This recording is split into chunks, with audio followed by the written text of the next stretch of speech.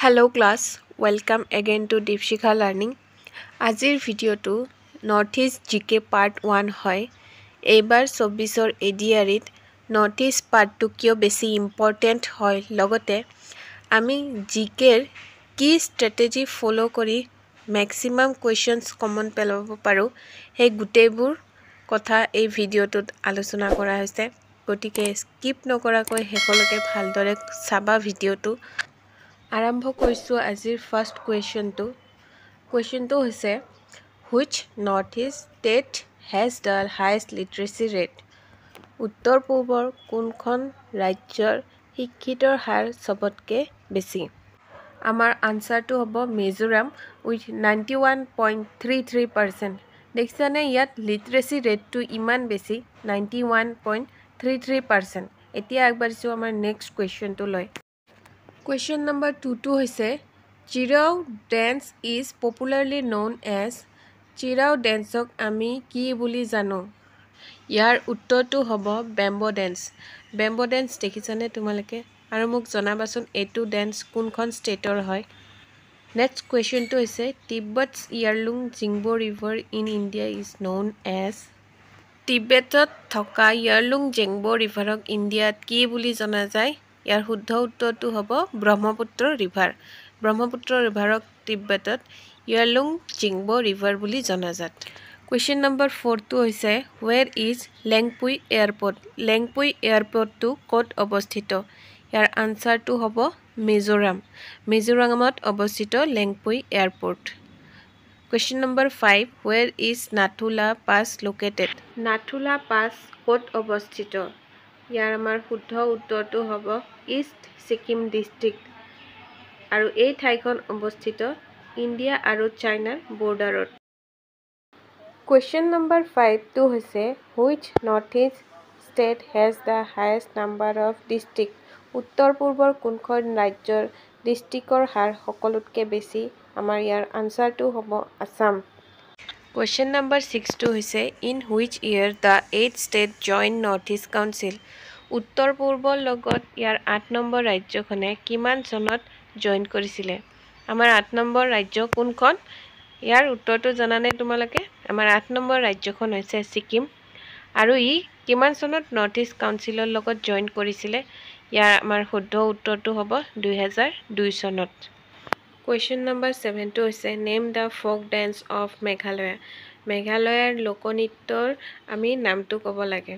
অসমৰ কি কি আছে ফ'ক ডেন্স তোমালোকে মোক কমেণ্টত জনাবা।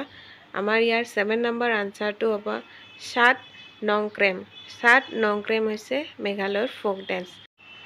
কুৱেশ্যন নম্বৰ 8টো হৈছে floating lake in the world? বিশ্বৰ একমাত্ৰ উপঙি থকা, মানে তাৰ ওপৰত বস্তু উপঙি থাকে, সেই বিলটোৰ নাম কি? তোমালোকে ফটোটো দেখি গম পাইছা নিশ্চয়, আৰু এইখন কোনখন ষ্টেটত আছে মোক কমেণ্ট কৰি জনাবা। উত্তৰটো হৈছে লকটাক লেক। এইবাৰ আহিছোঁ মণিপুৰৰ ফ'ক ডান্সটোক কি বুলি জনা যায়? আগতে পালোঁ আমি মেঘালয়, এইবাৰ হৈছে মণিপুৰ। মণিপুৰৰ ফ'ক ডান্সটোক আমি কি বুলি জানো? ইয়াৰ আনচাৰটো হ'ব নোপা। মণিপুৰৰ ফ'ক ডান্সটোৰ নাম হৈছে নোপা। Question number 10 the only state in north east whose official language English only? North ইষ্টত থকা একমাত্ৰ ষ্টেট যাৰ অফিচিয়েল লেংগুৱেজ ইংলিছ হয়। ইয়াৰ আনচাৰটো হ'ব নাগালেণ্ড। নাগালেণ্ডৰ official language English. Question number 11 UNESCO world heritage sites found in any India? ইউনেস্কোৰ স্বীকৃতি পোৱা ৱৰ্ল্ড হেৰিটেজ চাইটছ উত্তৰ পূবত কিমানটা আছে? 3টা আছে। সেই 3টাৰ নামসমূহ কি কি? Manas national park Barpeta district Assam, Kaziranga national park Golaghat and Nagaon district Assam, Kanchenjunga national park north Sikkim district Sikkim.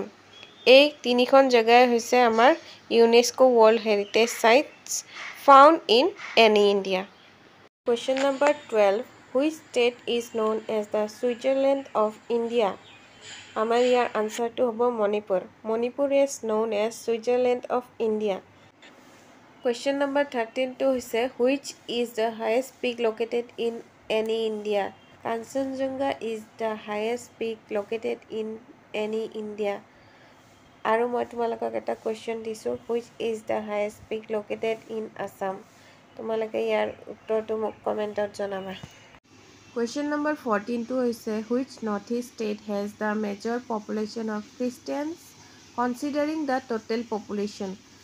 আমাৰ কোনখন ষ্টেটত খ্ৰীষ্টিয়ান কমিউনিটিৰ মানুহ সকলোতকৈ বেছি আছে? ইয়াৰ আনচাৰটো হ'ব নাগালেণ্ড। নাগালেণ্ডত খ্ৰীষ্টিয়ান কমিউনিটিৰ মানুহ সকলোতকৈ বেছি আছে। Question number 15 হৈছে the organic vegetable mostly consumed by the people of northeast. North ইষ্টৰ মানুহে সকলোতকৈ বেছি কনজিউম কৰা অৰ্গেনিক ভেজিটেবলটো কি হয়? আমাৰ ইয়াৰ আনচাৰটো হ'ব বেম্বো শ্বুট। বেম্বো শ্বুট আমাৰ নৰ্থ ইষ্টৰ মানুহে সকলোতকৈ বেছি খায়। ভিডিঅ'টো এতিয়ালৈকে যিসকলে চাই আছা তেওঁলোকলৈ অশেষ ধন্যবাদ। ভিডিঅ'টো ভাল পাইছা যদি লাইক কৰিবা আৰু চেনেলটো নতুন হয় তোমালোকে ছাবস্ক্ৰাইব কৰি দিবা যাতে মই আগলৈ এনেকুৱা ধৰণৰ কণ্টেণ্ট লৈ আনিব পাৰোঁ। এইবাৰ ADREৰ কুৱেশ্যন পেপাৰৰ লেভেলটো অলপ হাই হ'ব কাৰণ এপ্লিকেণ্টৰ সংখ্যা বহুত বেছি আৰু আমাৰ পোষ্ট হৈছে মাত্ৰ 12,000। চ' তোমালোকে নিজেই ভাবি চোৱা।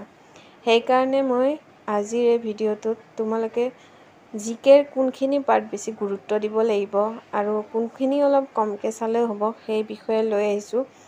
অকল জিকে নহয়, এইবাৰ মেথছ, ৰিজনিং, ইংলিছ গোটেইবোৰৰ লেভেল অলপ হাই হ'ব। এইবাৰ জিকেৰ ফাৰ্ষ্টতে কাৰেণ্ট এফেয়াৰ্ছখিনি বেছিকৈ গুৰুত্ব দিবা কাৰণ 23-24ত বহুতকেইটা ডাঙৰ নেশ্যনেল ইণ্টাৰনেশ্যনেল ঘটনা ঘটি গৈছে। তো সেইবোৰৰ পৰা কুৱেশ্যনছ অহাৰ চান্স বহুত বেছি আছে। তোমালোকে আপডেটেড হৈ থাকিবা কাৰেণ্ট এফেয়াৰ্ছৰ লগত। মই মোৰ চেনেলতো ডেইলি কাৰেণ্ট এফেয়াৰ্ছৰ শ্বৰ্টছ ভিডিঅ'বোৰ আপলোড কৰি থাকোঁ, গতিকে চেনেলটো ছাবস্ক্ৰাইব কৰি থ'বা যাতে সেইবোৰ পাই থাকা তোমালোকে কাৰেণ্ট এফেয়াৰ্ছবোৰ। ছেকেণ্ড নাম্বাৰত নৰ্থ ইষ্ট আৰু আছাম হিষ্ট্ৰীৰ ওপৰত বেছিকৈ গুৰুত্ব দিবা। থাৰ্ড জেনেৰেল ছায়েন্সৰ কুৱেশ্যনছখিনি ভালকৈ চাবা, বিশেষকৈ NCERT বুকখিনি ফ'ল' কৰিবা ক্লাছ 8, 9, 10ৰ। তাৰপিছত আহিল পলিটি, লাষ্টত art and culture plus Indian history আৰু জিঅ'গ্ৰাফীৰো কুৱেশ্যনছবোৰ চাবা অলপ। Now question number 16 famous Tetseo' sisters belong from which state? Tetseo' চিষ্টাৰৰ নাম তোমালোকে শুনিছানে নাই? তেওঁলোক কি কাৰণে বিখ্যাত মোক কমেণ্টত জনাবাচোন। ইয়াত সুধিছে Tetseo' sister belong from which state? North ইষ্টৰ কোনখন ৰাজ্যৰ পৰা তেওঁলোক বিলং কৰে? ইয়াৰ আনচাৰটো হ'ব নাগালেণ্ড। নাগালেণ্ডৰ পৰা টেটছিঅ' চিষ্টাৰ বিলং কৰে।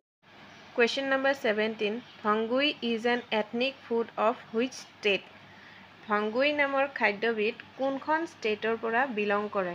ইয়াৰ আনচাৰটো হ'ব ত্ৰিপুৰা। ত্ৰিপুৰাৰ এটা ফুড হয়, এথনিক ফুড হয় ভাংগুই। কোনোবাই ভাংগুই খাই পাইছা নেকি? খাই পাইছা যদি মোক কমেণ্ট কৰিবা, মই কিন্তু খাই পোৱা নাই। Question number 18 name the state of north east without N airport? Airport নথকা নৰ্থ ইষ্টৰ একমাত্ৰ ৰাজ্য কোনখন হ'ব? ইয়াৰ আনচাৰটো হ'ব অৰুণাচল প্ৰদেশ। অৰুণাচল প্ৰদেশত এয়াৰপৰ্ট নাই। আজিৰ ছিজনটোৰ last question folk dance of Tripura. ত্ৰিপুৰাৰ ফ'ক ডান্সটোৰ নাম কি? আমি ইতিমধ্যে মেঘালয়ৰ ফ'ক ডান্স, মণিপুৰৰ ফ'ক ডান্সৰ কথা পঢ়িলোঁ। এতিয়া আহিছে ত্ৰিপুৰাৰ ফ'ক ডান্সৰ নামটো ক'ব লাগে। ইয়াৰ আনচাৰটো হৈছে Hojagiri dance. Hojagiri dance is known as the folk dance of Tripura. So' আজিৰ ভিডিঅ'টো এইখিনিতে সমাপ্ত কৰিছোঁ। লগ পাম তোমালোকক ইয়াৰ নৰ্থ ইষ্ট ছিজন পাৰ্ট 2ৰ সৈতে। চ' ভিডিঅ'টো ভাল পাইছা যদি লাইক কৰিবা, শ্বেয়াৰ কৰিবা আৰু চেনেলটো ছাবস্ক্ৰাইব কৰিবলৈ নাপাহৰিবা।